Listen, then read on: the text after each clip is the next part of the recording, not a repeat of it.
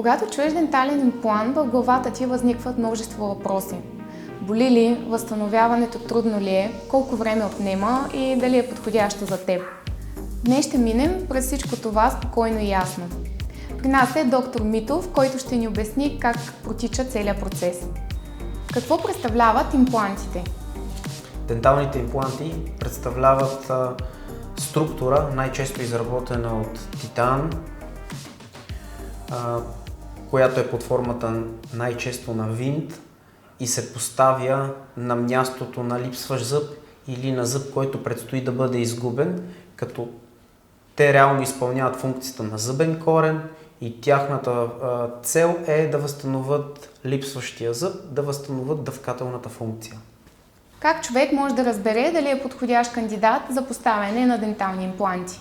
Единственият начин, по който някой може да разбере дали е подходящ за дентални импланти, е след като човекът, съответно пациент, дойде на място за преглед. Само единствено след преглед, след събиране на анамнестични данни, т.е. данни свързани с неговото или нейното здравословно състояние, анализиране на допълнителни изследвания тип рентгенографии, томография и съответно кръвна картина, може да се каже съответният човек-пациент дали е подходящ за евентуално лечение с дентални импланти. Полезнена ли е процедурата при поставяне на имплант и какво реално усеща пациента?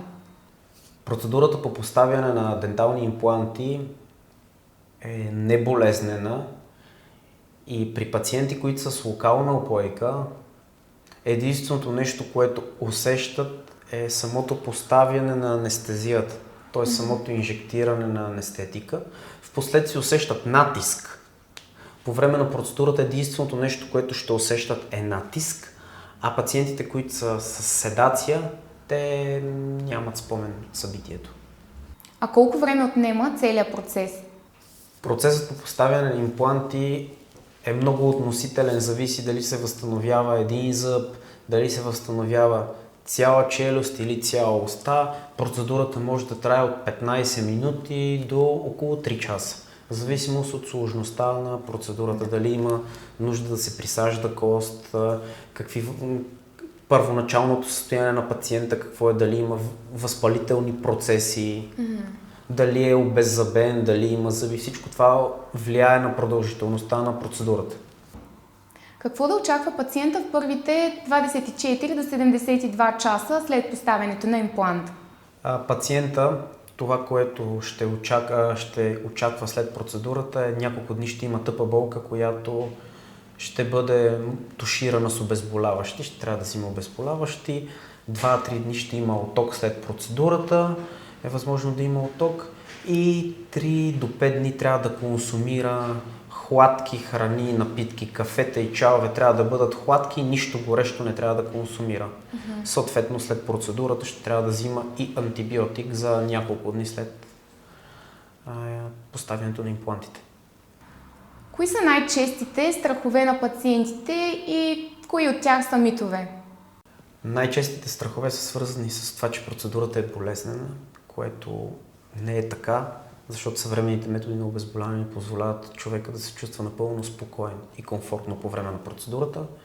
Вторият мит е, че имплантологичното лечение е много дълго и много скъпо, което също не е така, защото съвременните имплантологични системи ни позволяват да лекуваме пациенти в по-кратки срокове.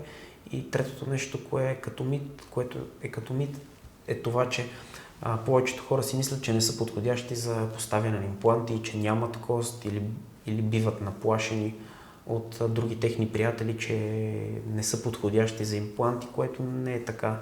Реално групата от хора, които не са подходящи за имплант, те са една нищожна част. А колко дълго издържа един дентален имплант при правилна грижа?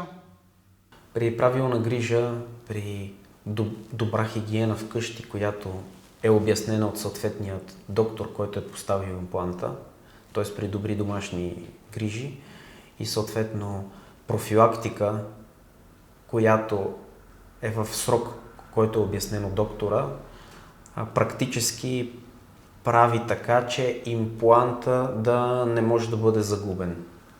Колко време трае възстановяването и кога човек може да се върне към нормалния си начин на живот?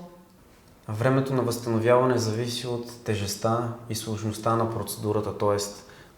дали е възстановен един зъб, съответно с един имплант, дали са поставени няколко импланта, дали е цяла челюст или цяла уста, дали е присъдена изкуствена кост, дали е имало възпаления, дали е имало изваждане на зъби. Възстановителният период трае от 1 до 4-5 дни. А кои симптоми са нормални и кога човек е нужно да потърси лекар? Нормалните симптоми са оток, болка и дискомфорт, които биват туширани с обезболяващи. В редки случаи е възможно пациента да има да вдигне преходно температура. Сега, кога трябва да потърси помощ пациента? В случай, че повече от седмица има оток интраорално, т.е. в устата, ако има подуване, зачервяване около поставения имплант и е минало повече от седмица, то той трябва да потърси съответния доктор. Ако обмисляш поставяне на имплант, това е мястото, от което да започнеш. Последвай ни и напиши коментар, ако имаш някой въпрос.